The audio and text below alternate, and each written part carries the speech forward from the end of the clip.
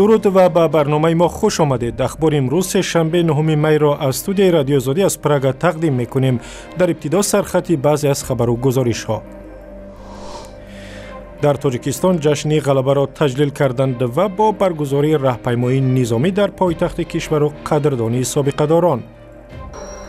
با همه سابقه داران جنگ و ملت که در نبردهای شدید این جنگ مردانوار شرکت کرده برای تأمین نمودن پیروزی بر فاشیسم سهمی ارزنده گذاشتن، اینچنین به تمام مردمی سوخای کشور محبوبمان صمیمانه تبریک میگویند.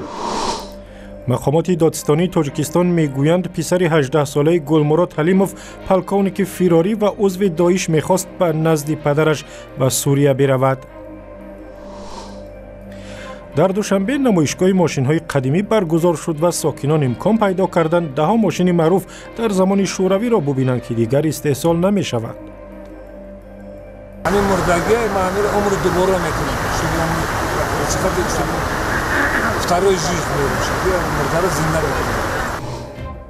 تفصیل خبرها. در شهر دوشنبه روز غلبه 70مین سالگرد پیروزی بر آلمان فاشیستی را تجلیل کردند. امام علی رحمان رئیس جمهوری تاجیکستان در این روز در نزد گلخان ابدی برای گرامیداشت خاطره سربازان گل گذاشت. دیگر مقامات بلندپایه هم در مراسم تجلیل از این جشن شرکت داشتند. امام علی رحمان جشن غلبه را برای تمام ملت‌ها از جمله مردم تاجیک مهم و فراموش نشونده خواند. جشن غلبه برای تمام خلق‌های صلح‌پرور عالم از جمله خلق تاجیک صحنه واقعا مهم و فراموش نشونده می باشد. زیرا تاریخ بشر چنین کارنمایی و جانبازی های عاموی خلق‌ها را که در دوره جنگ دوم جهان نشان داده بودند یاد ندارد. این زمان ده ها نفر از ساکنان دوشنبه با عکس پدر و باباهای خود در راهپیمایی پالک ابدی شرکت کردند، هرچند مقامات گفته بودند که چنین راهپیمایی برگزار نمی شود. پالک ابدی از سال 2011 در روسیه و برخی دیگر از کشورهای شوروی سابق با نیت پاسی خاطر قربانیان جنگ دوم جهان با شرکت هزاران نفر از سابقه داران و جنگ و ساکنان عادی صورت می گیرد. هر خانواده که نزدیکانشان در جنگ های سال 1941-45 شرکت کردند روز 9 می به کوچه می برند و خاطر قربانیان را گرامی می دارند. ده نفر از ساکنان شهر دوشنبه روز 9 می با عکس پدران و باباهای خود در راهپیمایی پالک ابدی از میدان غلبه محله معروف به تانک یادگاری در مرکز دوشنبه تا باغ غلبه راهپیمایی کردند. این در حالی است که مقامات تاجیکستان قبلا اعلان کرده بودند به این راهپیمایی اجازه دادن نمی شود. به قول برگزار کنندگان در این راهپیمایی حدود 500 نفر شرکت داشتند. این خیلی گپ نیست که اجازه ندادن. اونا گفتن که در مکتوب ما مراجعه کردیم، گفتن که قابل قبول نیست برای اینکه در اینجا چاره‌بینی ها هست گذارنده بودن. کمتر اینجا همراه ما شورای وتران ها یک جای همین خواستیم نقشه چاره‌بینی کنیم، لیکن اونها کمتر دیر کردن. از بس که ما سال گذشته همین پالک جاویدان تشکیل کرده بودیم، یک در سطح خیلی کم باشد هم، لیکن ما گذشت کردیم تا همینجا. این پالک جاویدان یعنی پالک جاویدان دوم است. هیچ کس من کردگیش نه که ممکن نیست، این خیلی نیست. اگر من شما نگاه کنید در سایت حکومت جمهوری تاجیکستان، در سایت دستگاه اجرایی شهر دوشنبه یگان خبر نیست که این چیز رو من کرده باشند یا گفته باشند که ممکن نیست. اشتراکچیان راهپیمایی پالک ابدی میگویند چاره‌بینی مذکور تنها یادبود از گذشتگان است و نباید آن را به سیاست آمیخته کرد. پدر من کمالوف میرزا ششم военно воздушной гвардейской дивизии, 20-м военно-воздушной гвардейской полк, группа «Смерч» در داخل دشمن جنگ کردگی هستند. 8 قطعی گشت آمدگی. من که امروز پدرم صورتش نگیرم و یاد نکنم چی میکنم؟ فقط بعد سر من نبیره من فرزند من باید همین این یکی از یاد بوده است. این یگان چیزی نیست که ما مثال اینا پلیتیزی رو کنیم و چی کنیم که نادرست چی این اید است. полки абадӣ аз соли 2011 дар русия ва бархе аз кишварҳои дигар бо нияти посихотири қурбониёни ҷанги дуввуми ҷаҳон бо ширкати ҳазорҳо собиқадорони ҷанг ва сокинони оддӣ баргузор мешавад. ҳар хонаводае ки наздиконашон дар ҷангҳои солҳои 1941-45 иштирок карданд, рӯзи 9 май бо акси онҳо ба кӯча баромада хотири гузаштагонро гиромӣ медоранд. мақомоти тоҷикистон қазияи боздошти писари Гулмурод Ҳалимов фармондаи фирории тоҷикро шарҳ доданд ки яке аз террористони хатарноки ҷаҳон ба ҳисоб меравад. Як манбаъ дар додситонӣ рӯзи 9 май ба радиои Озодӣ гуфт ки Беҳрӯз Гулмуродовро барои он дастгир карданд ки мехост ба назди падараш ба Сурия биравад. ҷузъиёти бештар дар ин бора дар гузориши Мирзонабии Холиқзод. مقامات انتظامی تاجیکستان بازداشت بهروز گلمرودوف فرزند گلمرود حلیموف پلکونیک فراری که با گروه تروریستی دولت اسلامی پیوسته است را شرح دادند و گفتند که بهروز را در فرودگاه دوشنبه در ماه گذشته بازداشت کردند. امروز مقامات دادستانی کل تاجیکستان به رادیو آزادی گفتند که بهروز گلمرودوف وقتی که در فرودگاه در دستش بلیط هواپیمای دوشنبه مسکو بود بازداشت شد و او قصد داشت است که از مسکو به سوریه و خود را به نزد پدرش برساند. فعلا گروه تفتیشاتی دادستانی کل تاجیکستان در نسبت او پرسش ادامه داده ایستادند و میخوان معلوم کنند که با مساعدت و راهنمایی کدام گروه بهروز را به نزد پدرش ارسال میکردند. همین طور در حال حاضر بهروز گلمرودوف مورد پرسش مقامات قرار دارد و در یکی از بازداشتگاه شهر دوشنبه نگهداری می شود.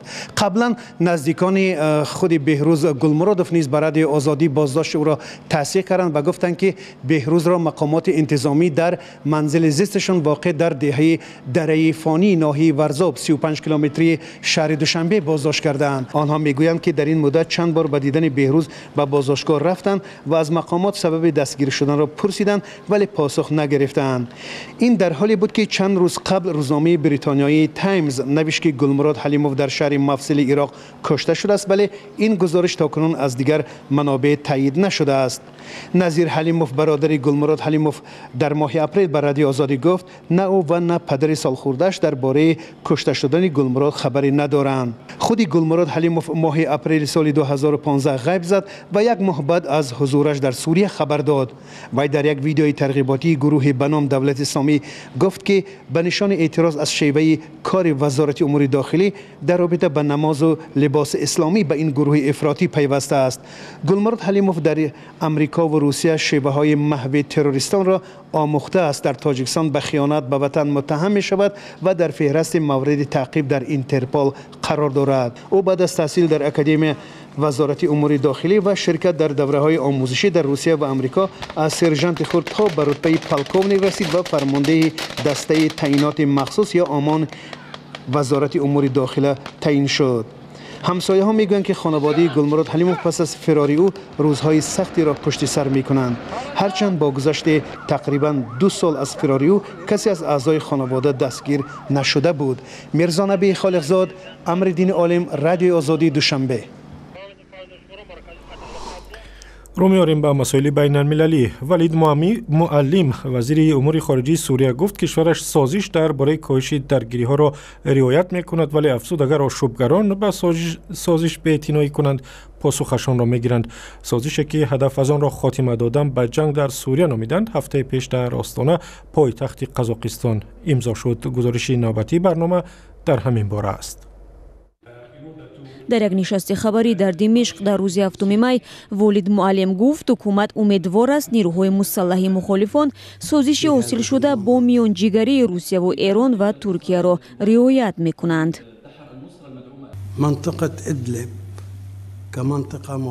ایدلیب یکی از منطقه های تشنج‌زدایی است. جبهه نصره، احرار شام و دیگر نیروها اینجا فعالند. گروه هایی که سازش آتش بس را امضا گذاشتند باید جبهه نصره را از این منطقه بیرون کنند تا تشنج کاهش یابد و کفیلان باید به آنها در این راه کمک کنند. حتى تصبح هذه المناطق سازش کاهش درگیری‌ها در سوریه هفته گذشته در استانه حاصل شد. والید معلم گفت در منطقه‌ای که باید سازش آتش بس رعایت شود هیچ گونه نیروهای بین المللی نخواهند بود. ولایت ادلیب، حاشیه‌های هومس، شهر غوطه و ولایت‌های در آب قنیطره منطقه‌های تشنج‌زدایی انتخاب شدند. سازش برای 6 ماه عمل می‌کند و در صورت موافقت تمدید کرده می‌شود. اسد الزوبی یکی از پیشوایان مخالفان سوریه سازش را تنقید کرد. از این سازش فقط رژیم و روسیه منفیت می‌بینند، چون که آزادی حرکت، آزادی تیراندازی خواهند داشت. بخصوص روسیه بندی را اضافه کرده است که به آن اجازه می‌دهد در صورت کشف عنصرهای داعش به این منطقه‌های آرام ضربه زنند. این بند به روس‌ها اجازه می‌دهد هر روز در این منطقه‌ها ضربه زنند.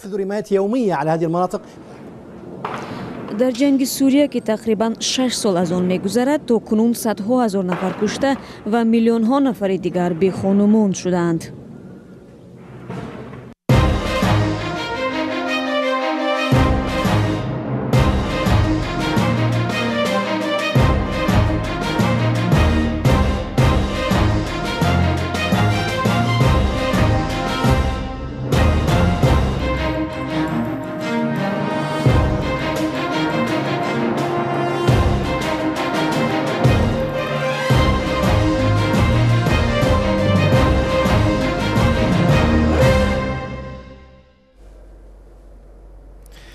در یک گوشه شهر دوشنبه آخر هفته گذشته ماشین‌های کهنه را جمع آوردند، ولی نه برای آهن‌پاره بلکه برای نمایش دادن به مردم. به این نمایشگاه 10 نفر آمدند تا ماشین‌های را ببینند که در زمان شوروی استحصال شدند. بعضی ها هم ماشین‌های قدیمی آراد و دهشان را به این نمایشگاه آورده بودند. ساکنان تاجیکستان در یک سال یک بار امکان دارند که 10 ماشین قدیمی ساخت شوروی و خارجی را از نزدیک دیده عکس برداری کنند و حتی چند لحظه سر چند برک نشینند. در نمایشگاه ماشین‌های قدیمی که در پایتخت تاجیکستان برگزار شد، خودروی بیویی که ساخت سالهای سوم، اوپل و مرسدس دوران جنگ دوم جهانی، فورد و شورلت و پنتیاک راه یافتند. در این نمایشگاه ژگولی و 06 را هم جای داده بودند که برای نسل نو در تاجیکستان اکنون از جمله ماشین‌های قدیمی به حساب می رود. ماشین‌های قدیمی در تاجیکستان اساساً به ساکنان میان حال متعلقند و آنها میگویند که چنین ماشین‌ها را اساساً از روی شوق و محبت زیاد جمع آوری کرده و تا امروز نگه می‌دارند، در حالی که در کشورهای غربی اساساً ثروتمندان ماشین‌های قدیمی را گردآوری می‌کنند. طاهر، یک ساکن دوشنبه، میگوید اوپل ادمیرال را چند سال پیش از دوستانش خریده بود و تقریباً 10 سال باز به قول خودش به آن عمر دوباره می‌بخشد.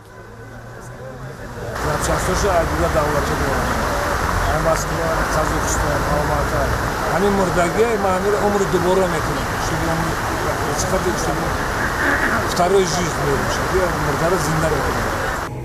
وفا، یکی دیگر از ساکنان پایتخت، صاحب گاز 69 است و تمام قسمهاش را از یاد میداند و میگوید که این ماشین سال 1954 استحصال شده. برای تعمیرش از تجهیزات ماشین های کهنه از جمله او از استفاده میکند.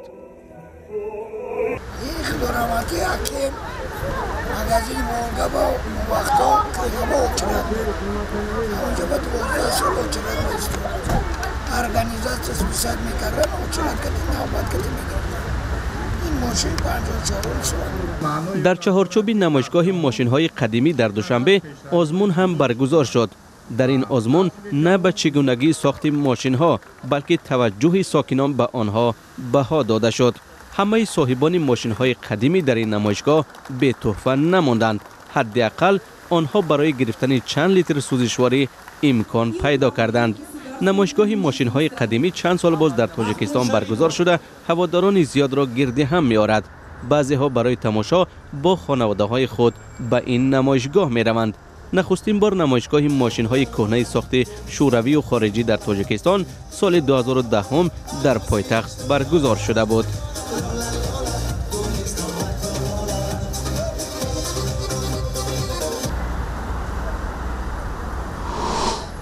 برنامه ما اینجا به پایان رسید. سپاسگزاریم که با ما بودید.